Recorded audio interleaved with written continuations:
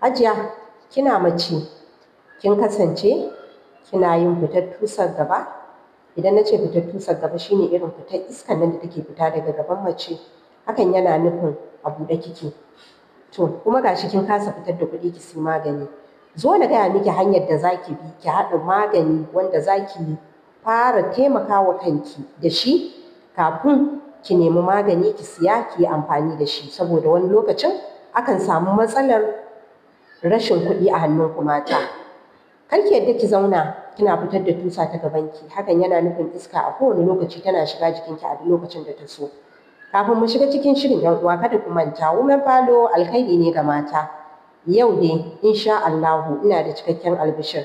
'Yan uwa mazauna ƙasar Saudiya, muna nan tafa kamar yadda na gaya muku cewa za a shigo da kayanmu rana ita yau insha Allahu rana 21 ga watan nan da muke ciki ƙasar Saudiya.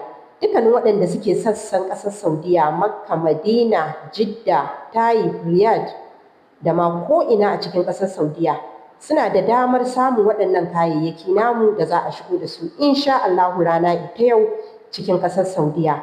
Amma domin mallakar naki, akwai lamba ga ta nan a saman profile ɗina, ki ɗauka ki min magana ta WhatsApp.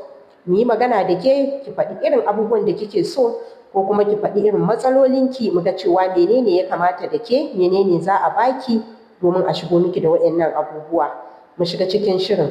'Yar uwa, idan kin kasance kina da wannan matsalar ta buɗewar gaba da har ya sanya iska take shiga cikin gabanki a kowane lokaci, wani lokacin sai kin tafi ruku'u za ki sallah sai ki ji iskar ta fito gaba ɗaya.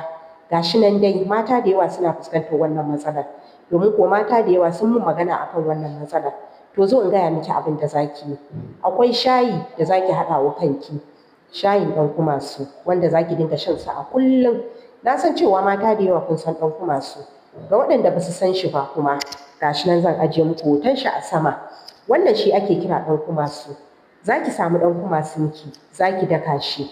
Daga nan kuma sai ki nemo abin da ake kira kimba. Shi ma idan ba ki san shi ba, ga hotonsa zan ajiye miki a nan. Bayan kin samu ɗan kumasunki da kimba, za ki nemi cittarki. Citta dai normal da kika sani wacce kike yin girki da ita. Ita ma ga ta nan idan akwai wanda ba su san ta ba, sai kuma ki nemi kanumfarinki. Bayan kin haɗa waɗannan abubuwa, za ki dake su yi laushi.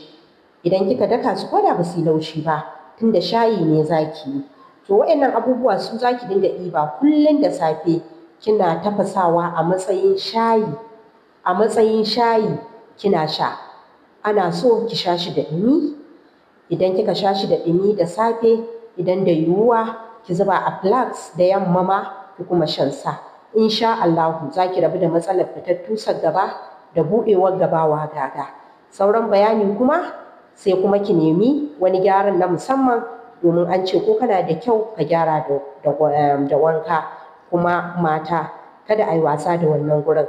Na gode, taku a kullum Women Falo. Women Falo alkhairi ne ga mata.